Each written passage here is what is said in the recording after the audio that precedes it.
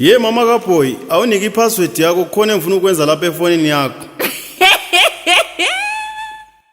Baba kaBoy, sukela nini ufuna ipassword yami wena?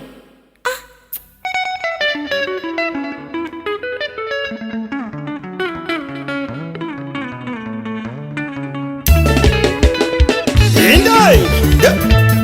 Buya! Umjolo madoda, umjolo ngelaqiniso. Namhlanje ngidabula konke kusemasakeni ngiyavuzisa la.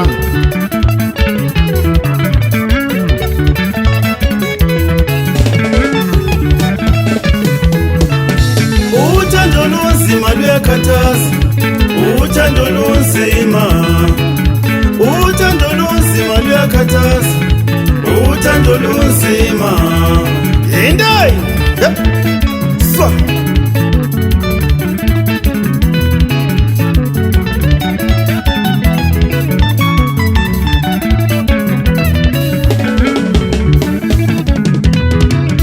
Uthando lunzima luyakhathaza. Uthando lunzima. Uthando lunzima luyakhathaza.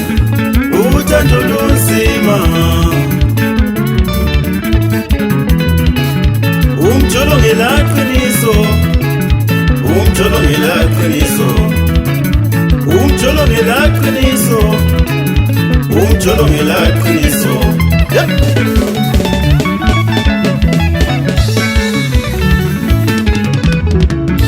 Ubaba wabantu bami mina ngihlala naye shuwa menzela konke. Yena sengilele imkhuba ngasusolani.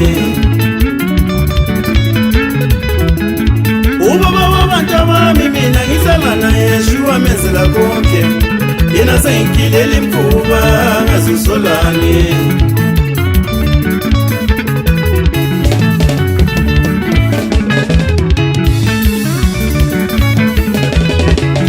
Umjolo ngelaqiniso mama unzima uyakhathaza. Mayibabo unzima uyahlupha.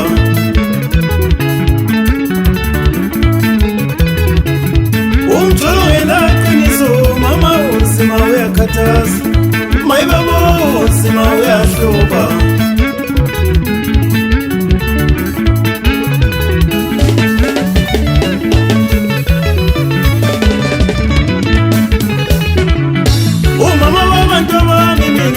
Naye shuwa menzela konke.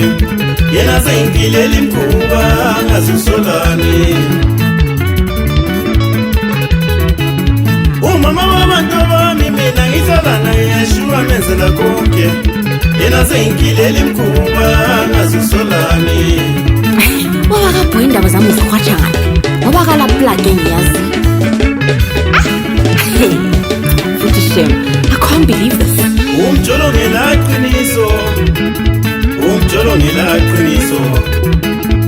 Umjolo ngelaqiniso. Umjolo ngelaqiniso. Indai! Ungamconfirm umuntu ongumama madoda.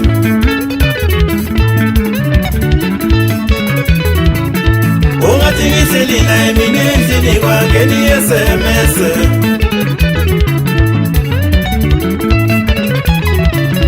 Ungathi ngiselina emini endlini kwangeni SMS.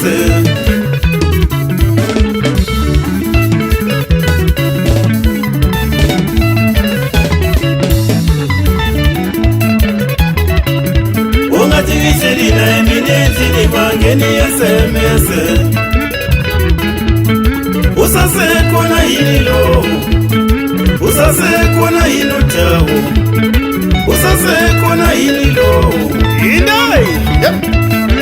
Ibuzi SMS ukuthi ngisasekhona yini noma sengingenile emsebenzini. Khonapho siyaphandelana labantwana madoda. Swa!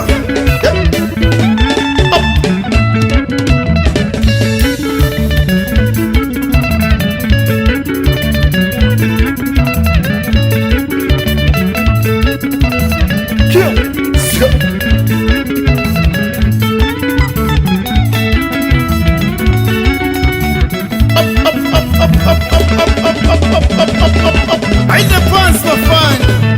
Yes. Kuruma.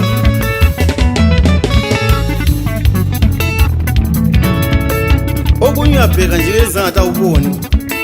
Uzazikhuza ngithi ngidala. Yes.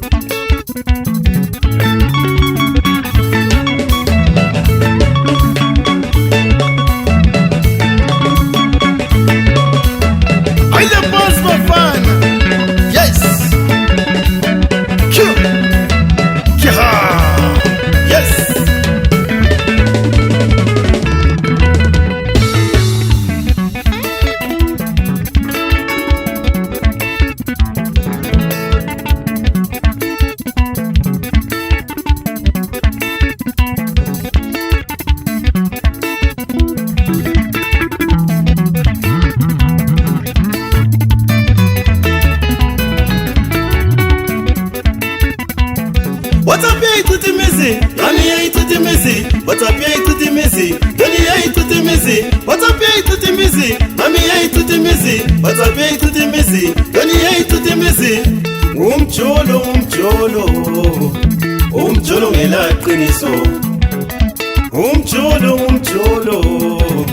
Umcholo ngela qiniso.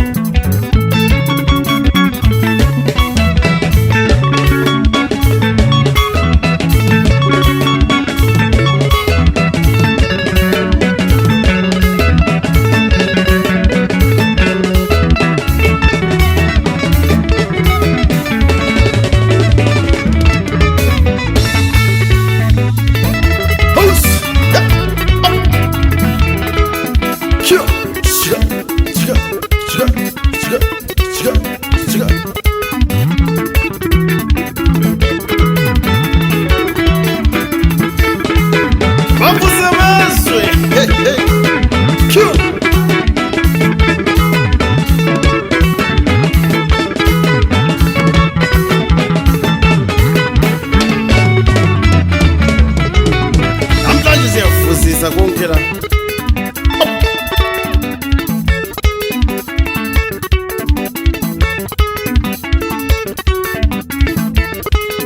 Ifonye ututumuzi, gani ya ututumuzi, ifonye ututumuzi, gani ya ututumuzi. Umcholo ngela qiniso.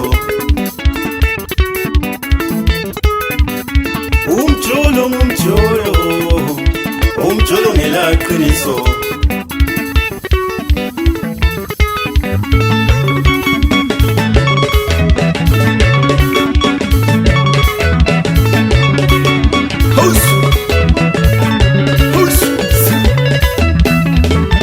Ejabula mina wami uzimonzi phansi bona lebo sipente madoda. Ezakho nqungu. Ekhuluma uBria abafana abancane bethu ibambe kanjalo thina.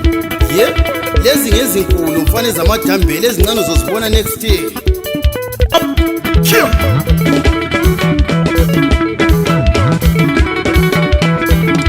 Etsonjethi.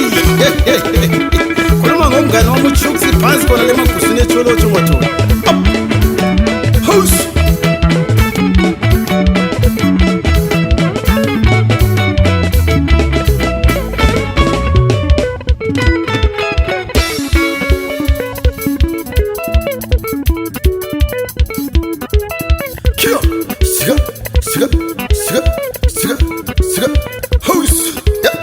Hamba nabo zindaba madoda phansi kona le malalume 1 meter.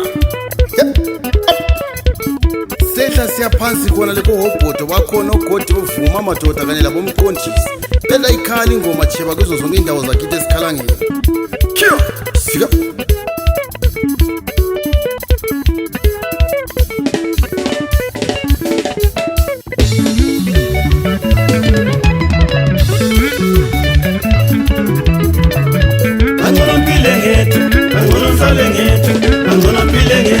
I'm gonna angcono mpile ngethu angcono nsale ngethu